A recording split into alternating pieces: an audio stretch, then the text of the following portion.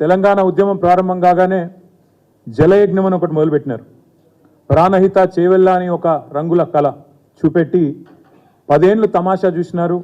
10 ఏళ్ల పాటు కూడా ఆనాడు కేవలం ఒక ధనయజ్ఞంగా దాన్ని మార్చే ప్రయత్నం చేసినారు తప్ప ఎన్నడూ కూడా ఒకసారి కూడా సిన్సియర్గా చిత్తశుద్ధితో గోదావరి నీళ్లను తెలంగాణ బీళ్లకు మలపాలైన ప్రయత్నం మాత్రం కాంగ్రెస్ ఎన్నడూ చేయలేదు. 9 హట్టి అన్నారు, తట్టెడు మట్టి కూడా తవ్వలేదు. ఇది వాస్తవం.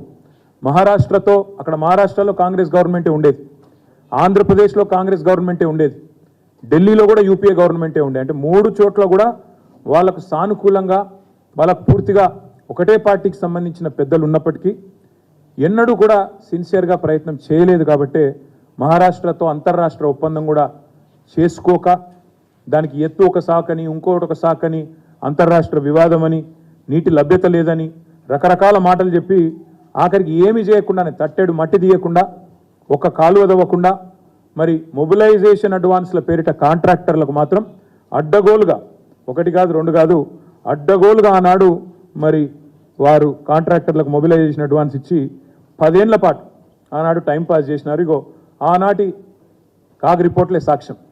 52,000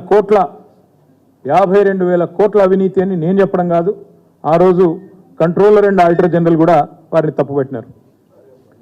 ఆనాడు 52,000 కోట్లకు సంబంధించి ఇది డెక్కన్ క్రానికల్ అనే పత్రిక రాసిన వార్త.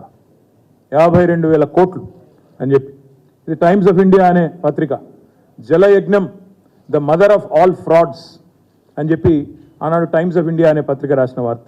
అంటే ఇట్లాంటి కోకొల్లలు ఆనాడు